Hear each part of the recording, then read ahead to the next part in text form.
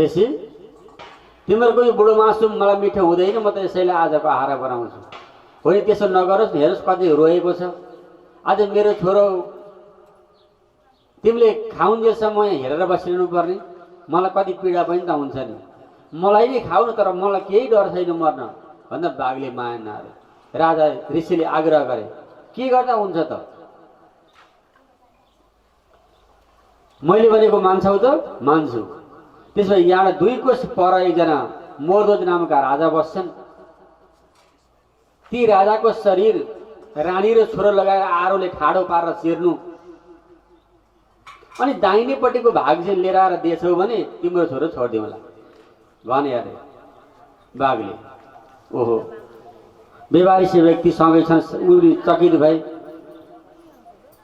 तिमीले अहिले आधा दिनु भएको छ, भरे घाम अस्ताउनुभन्दा अगाडि, सूर्य अस्ताउनुभन्दा अगाडि लिएर आएछौ भने तिम्रो छोरो छोडिदिउँला, न त तिम्रै छोरालाई आहारा बनाउँछ। ल बरु गइहाल, यहाँ त अझै 1 कोस छ बाटो दरबारमा जानलाई। त्यतिखेरसम्म केही गर्दै मेरो पन्जामा राख्छु मात्रै म।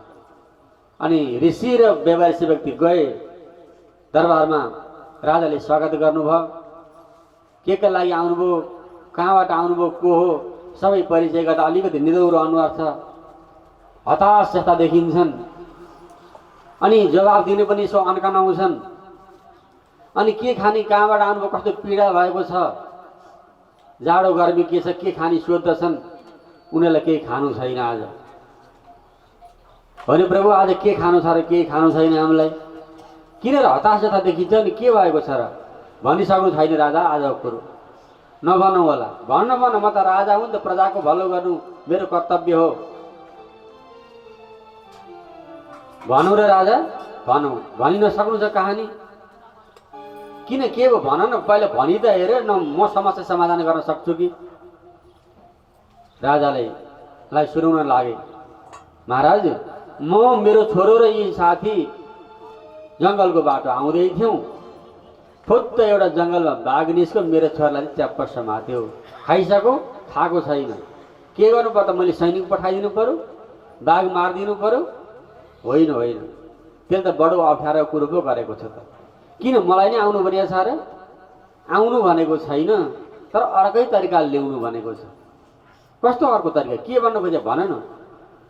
राजा स्वार्थी पो होइन्छ कि? एउटा छोरो बचाउन यत्रो राजाको शरीर कसरी माग्नु? के मेरो शरीर गिँडेर ल्याउनु भनिएको छ? गिँडेर होइन, चिरेर ल्याउनु भनेको छ राजा। त्यो पनि रानी र छोरो लगाएर आरो लाएर चिर्नु। देब्रेपट्टिको चाहिँदैन मलाई, दाहिनेपट्टिको ल्याउनु भनेको छ। अब चिर्नेलाई पो पीडा भयो त, चिर्नेलाई मन्जुर छ भने ए रानी, ए छोरो, छिटो आरो लिएर आऊ त। राजाका छोरा अत्यन्तै पीडामा छन् अरे। यो ऋषिका छोरा ब्राह्मणको छोरो हो, उनको ज्यान बचाउनु पर्छ हामीले। मेरो सरस्वती, छिटो यो शरीर चिरिदेऊ त भन्नुभयो अरे।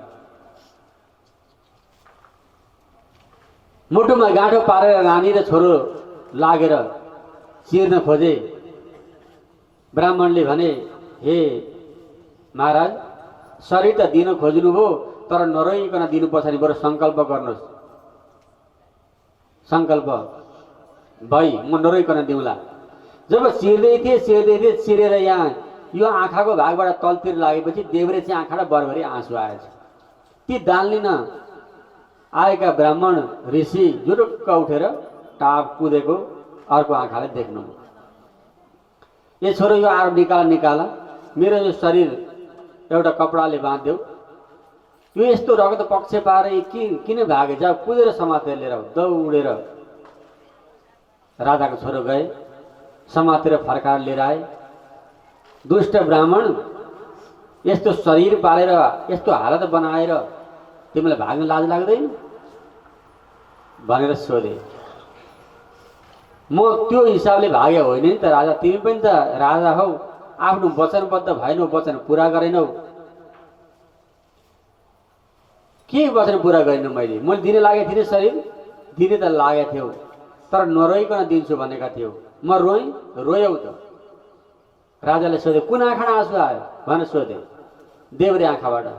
ब्राह्मण तिमीले कुन चाहिँ आँखा मागेको थियौ मसँग, कुन चाहिँ शरीर कतापट्टिको भाग मागेका थियौ भन्दा दाहिनेपट्टिको मागेको थियो। दाहिनेबाट आएको थियो थिएन।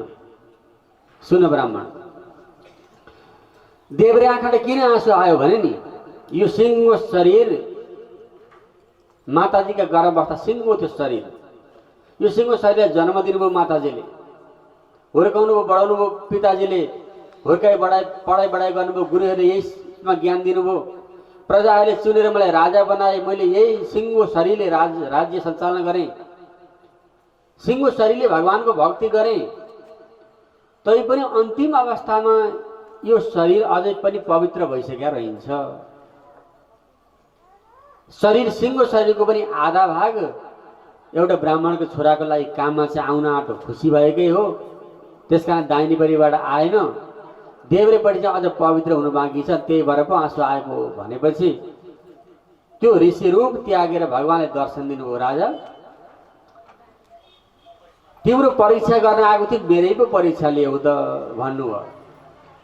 त्यो शरीर जस्ताको तस्तै बनाइदिनु हो। ती ऋषि भगवान थिए, छोरो पनि भगवानले नै रूप लिनुभएको थियो, त्यो बाघको रूप पनि भगवानले लिनुभएको थियो, मात्र राजाको परीक्षा थियो। के भन्न खोजेको यहाँ? प्राणाजी भने सत्यवादी नाम केते ल्याउ कही हुए तरन तारन, सत न छोड्या कही दुःख सहे सो यादि न के कारण। यो दिन देख्न, यो तारतम प्राप्त गर्न कलियुगमा भक्ति गरिएला, भक्ति नगरेको छैन। तर देवी देवताको भक्ति गर्न नमिल्ने होइन, गरेर पुग्दैन। त्यही भएर त अब अझ पनि प्रेम रूपी भक्ति गर, अझ प्रेम जगाऊ। त्यहाँ धेरै माथिको लोकादि लोक यात्रा गर्नु छ भनेर न महापुराणको सार श्री तारतम सागर ग्रन्थ हामीले सुरुका दिन परिचय दिएका थियौँ। वेदरूपी वृक्षको हाँगा हो पुराणहरू भनेको। त्यो हाँगामा फलेको पाकेको फल भनेको श्रीमद् भागवत महापुराण हो। त्यो फलभित्रको रस भनेको तारतम हो। त्यो रस त पिलाइरहनु भएको छ। पाकेको फल ग्रहण गर्ने हो होला। त्यो फलभित्र गोठली होलान्, ब्याहरू होलान्, बोक्रावाला फ्याँकिएला, सबै चिज सबैलाई आवश्यकता पर्दैन। बजारमा गयौँ भने सबै चिज उठाएर ल्याउने होइन, चाहिएको आवश्यकता परेको मन परेको चिज ल्याउने हो। अनगिन्त ज्ञानहरू छन्। जसरी कुनै फललाई रक्षा गर्न बोक्रोको आवश्यकता पर्छ, त्यसै गरी यो धर्मलाई, भक्तिलाई, ज्ञानलाई रक्षा गर्नको लागि कर्म विधान, कर्म पद्धतिको आवश्यकता पर त गरेको हो। कर्म त्याग्ने होइन, कर्म त आफै छोडिन्छ बिस्तार परिपक्व हुँदै गएपछि। काँचो केरा खान पनि टर्रो, तास्न पनि अप्ठ्यारो। पाकेको केरा खान पनि मिठो, तास्न सजिलो। किन?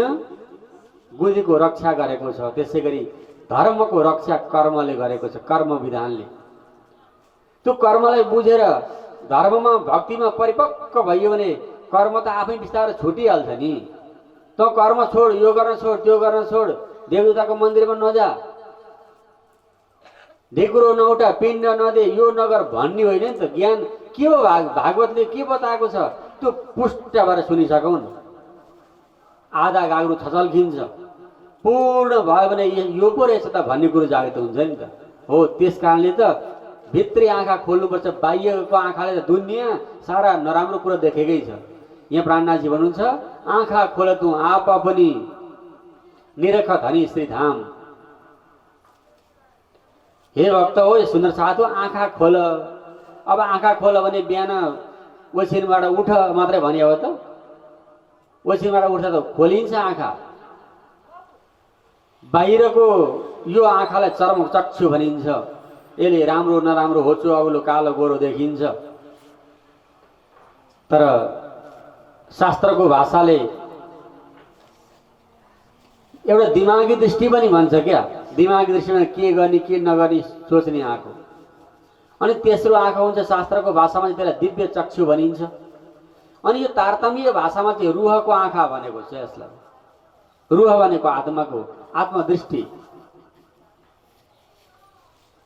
आँखा खोल तँ आप पनि निरख धनी श्रीधाम।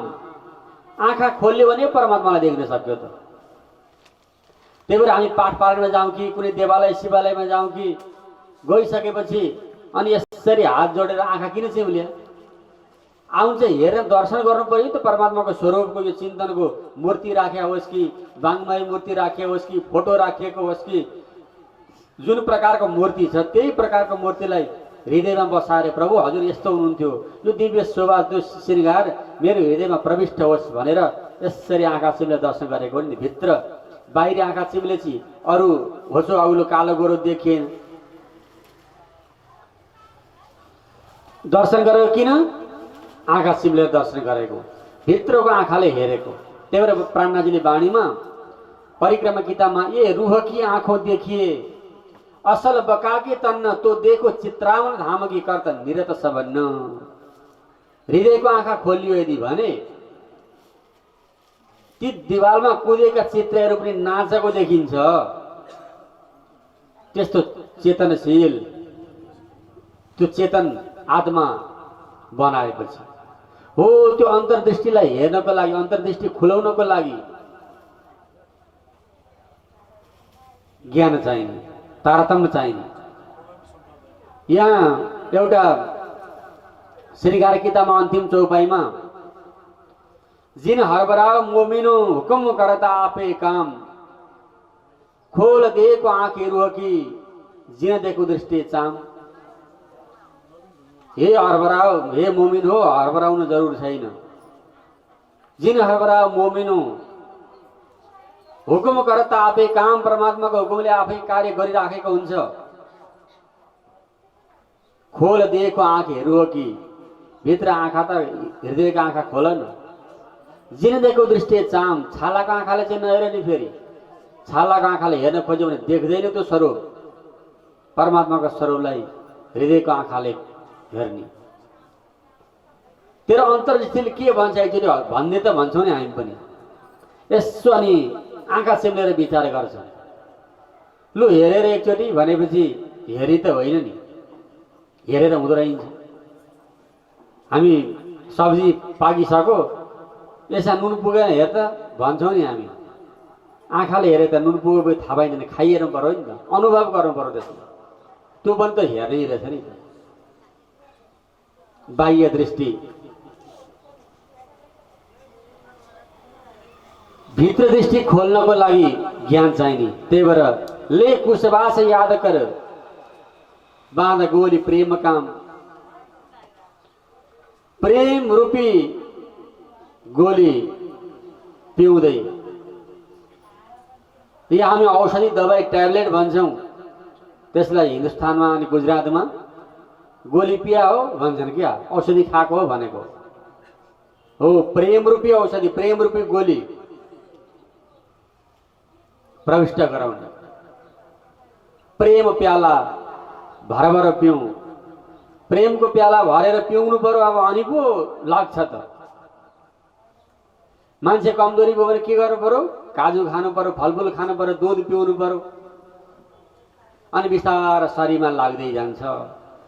त्यो भक्ति प्रेम ज्ञान पिराखेपछि अनि भक्तिमा पुष्ट भयो, अनि शरीरमा लाग्यो नि त। हो ज्ञान भक्ति चाहिँ आत्मामा गएर लाग्दा आत्मा पुष्ट बनिरहेछ।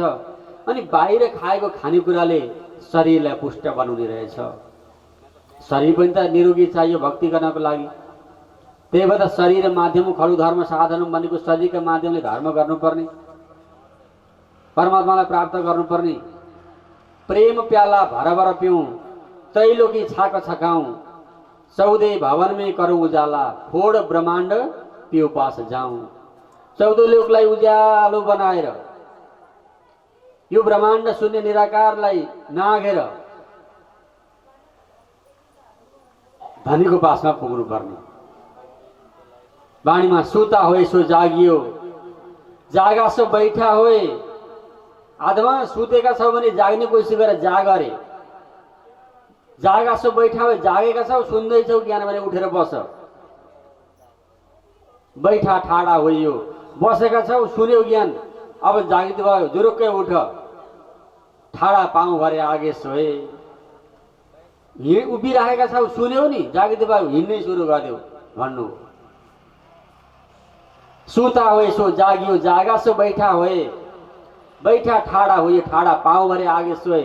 कसरी हिँड्ने अरे प्राणनाथजी त्यही तो तल्लो चौपाई बताउनुहुन्छ। यूँ तयारी कीजियो आगो करनी है दौड, यस्तो तयारी गर। मैले अगाडि हिँड्नु छ, दौड लगाउनु छ। सब अङ्ग ईशक लेके निकसो ब्रह्माण्ड फोड, सबै गुण अङ्गमा प्रेम भएर हिँड्नु पर्यो। प्लेन उड्ने बेलामा निकै बेरसम्म त्यो पङ्ख घुमाइरहेछ, एकदम पूर्ण तयारी भएपछि अब उड्न सक्छ भनेपछि हिँड्ने हो नि त। घेरेर स्टार्ट गरेदेखि हिँडिहाल्ने होइन। त्यसै गरी हृदयमा गुण हृदयमा प्रेम भक्ति ज्ञान पुष्ट बनाएपछि अनि यात्रा हिँड्न सुरु भयो नि त। त्यही भएर हाम्रा पुराना भजनकारीहरूले सन्तजी बिना कुञ्जी खुले नहीं ताल, साँचो पनि ताला खुल्दैन। काहे की कुंजी, काहे की ताला, काहे की लगी किवाड़, के को कुंजी, के को ताला, के को दरबार पर्दा लागेको थियो भनेर सोध्नु भयो। ज्ञान की कुंजी, प्रेम की ताला, सुरत की लगी किवाड़। ज्ञान को ताला थियो, प्रेम रूपी कुंजी चाबी थियो, अनि सुरता रूपी ढकन लागेको थियो। जब ज्ञान को ताला खोल्न प्रेम रूपी चाबी लिएर गइयो अनि सुरताको किवाड भनेको दरवाजा खोल्यो। अब हृदयको ढोका खोल्यो। हो, हृदयको ढोका खोल्नेवाला चाबी तारतम, शास्त्रको भेद मर्मलाई खोलिदिनेवाला तारतम, अनि दिव्य परमधामको दरवाजा खोल्ने यही तारतम। त्यही भएर तारतमको महत्त्व श्री प्रणनाथजीले धेरै चौपाईमा यहाँनिर बताउनु भएको छ। उनको गुण, उनको चिन्तनलाई याद यदि गर्यो भने पो जाग्न सकियो। त्यही भएर 14 भवन में करूँ उजाला, फोड ब्रह्माण्ड पिउ पास जाऊँ। 14 लोकलाई उज्यालो बनाएर, 14 लोक शून्य निराकारदेखि अगाडि नागेर धनीको पासमा पुग्नुपर्छ। पुग्ने हाम्रो कर्तव्य हो। पुग्नको लागि यो ज्ञान हो, यो तारतम हो। प्राणनाथजीले बताउनु भएको गुण धनी के याद कर, पकड़े पिउ के पाए, सुख बैठे सुख पालमे, देशी वतन पहुँचाए। धनीको गुणलाई स्मरण गरियो भने, जानियो भने, पकड़े पिउ के पाए, उनको चरण शरणलाई पक्रिन सक्नु पर्यो। सुख बैठे सुख पालमे, आनन्दसँग परमधामबाट आएको सुखपालमा बसेर त्यो आत्मा भावले यात्रा गर्दै गर्दै सब लोकादि लोकभन्दा माथिको भाग, जसलाई दिव्य परमधाम भनिन्छ, जो अखण्ड छ, शाश्वत छ, नित्य छ, चैतन्य छ, त्यो धाममा यो परम आत्मा विराजमान हुने ठाउँ, यो आत्मा गएर विराजमान हुने ठाउँ, यो आत्माको देश हो। त्यही देश देख्नको लागि त आत्मालाई परिचय सिङ्गो गराएर हामीको संसार के यो सबै चिन्नको लागि शास्त्र, अनि शास्त्रको पनि भेद खोलेर हाम्रो असली घर परमधामको मूलमिलावालाई चिनाउनको लागि निचारेन्द्राचार्य देवचन्द्रजी महाराज, स्वामी श्री प्राणनाथजी महाराजले यो धरतीमा नरतन धारण गरेर गुरु बनेर सबैको महिमा बताउँदै आत्माको घरको वर्णन गरिएको ग्रन्थ नै तारतम हो। आउने 2वटा चौपाईको हामीले विवेचन गऱ्यौँ। यही चौपाईलाई म दोहोऱ्याउँछु। अनि अस्ति थाल्दा केही विलम्ब भएको हुनाले धेरै प्रसङ्गहरू पनि बाँकी छन्। श्रीमद् भागवत महापुराणका तारतम्य हिसाबले सबै प्रसङ्गलाई समेट्दै अत्यन्तै सरल शैलीमा बुझिने हिसाबले बताइरहनु भएको छ। वक्ता अलग अलग भए पनि कुरो एउटै हो। अनि यहाँ पाठ पनि बाँकी छ। मेरो वाणी चर्चालाई म यहाँ विश्राम गर्ने अनुमति माग्दै एउटा चौपाईलाई म यहाँ दोहोऱ्याउँछु। उच्चारण गर्छु। सक्नुहुन्छ भने सबैले दोहोऱ्याएर वाणी चर्चालाई विश्राम गरौँ। अनि सुमधुर भजन सुनेर यहाँ पुजारी महाराजले परमात्मालाई दोपहरको भोग लगाउनु हुनेछ। बालभोग भनेको बिहानको 9 बजेको भोग परमात्माले ग्रहण गर्नुभयो। अब दोपहरको भोग तयार गरेर लगाउनु हुनेछ। आउनुहोस् एउटा चौपाई उल्लेख गरौँ। प्रेम प्याला भर भर पिऊँ, प्रेम प्याला भर भर पियो, त्रैलोकी छाक छकाऊँ, त्रिलोकी छाक छकाऊं, 14 भवन में करूं उजाला, 14 भवन में करूं उजाला, फोड़ ब्रह्मांड पीऊ पास जाऊं, फोड़ ब्रह्मांड पीऊ पास जाऊं, फोड़ ब्रह्मांड पीऊ पास जाऊं। फोड़ ब्रह्मांड पीऊ पास जाऊं। बोलो श्री कृष्ण कन्हैया लाल की, श्री गजानंद स्वामी की, श्री प्राणनाथ प्यारे की, श्रीमद् भागवत महापुराण की, सप्ताह ज्ञान महायज्ञ की, समस्त भक्तजन की, समस्त प्राणी मात्र की सभी प्रणाम। माया मरनु भो कृष्णा, माया मरनु भो, माया मरनु भो कृष्णा, माया मरनु भो, हे कृष्णा हजुर लेता माया मरनु भो, कृष्णा हजुर लेता माया मरनु भो। जय हो, जय हो।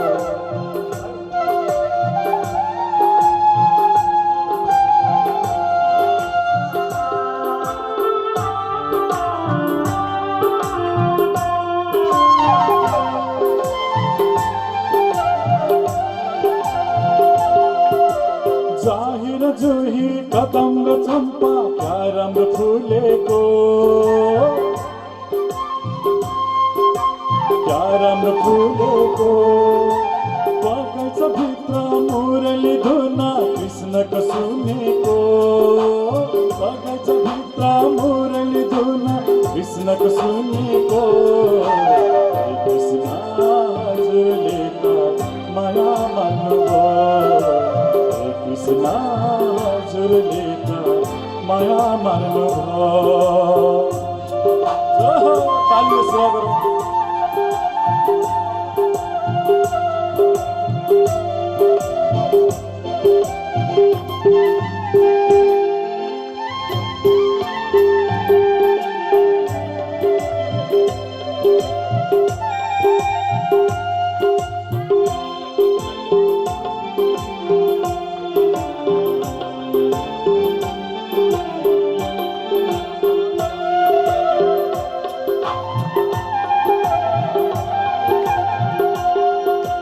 गोपिन सारा साथ मिली घूमेर खेल्नु भो, गोपिन सारा साथ मिली घूमेर खेल्नु भो, लीला गरी संसारलाई चकित पार्नु भो, लीला गरी संसारलाई चकित पार्नु भो, हे कृष्ण हजुरले त माया मान्नु भो, हे कृष्ण हजुरले त माया मार्नु भो, माया मार्नु भो कृष्ण, माया मार्नु भो, माया मार्नु भो कृष्ण, माया मार्नु भो, हे कृष्ण हजुरले त माया मार्नु भो, हे कृष्ण हजुरले त माया मार्नु भो।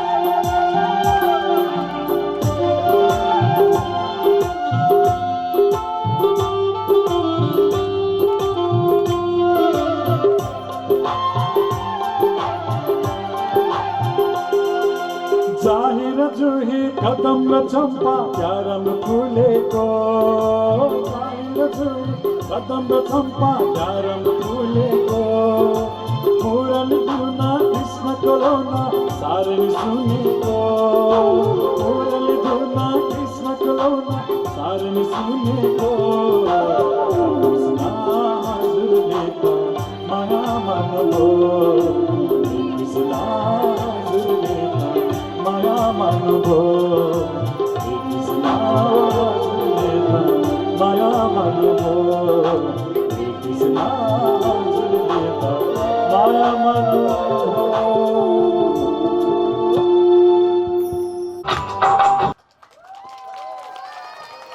कृष्ण कन्हैया लाल की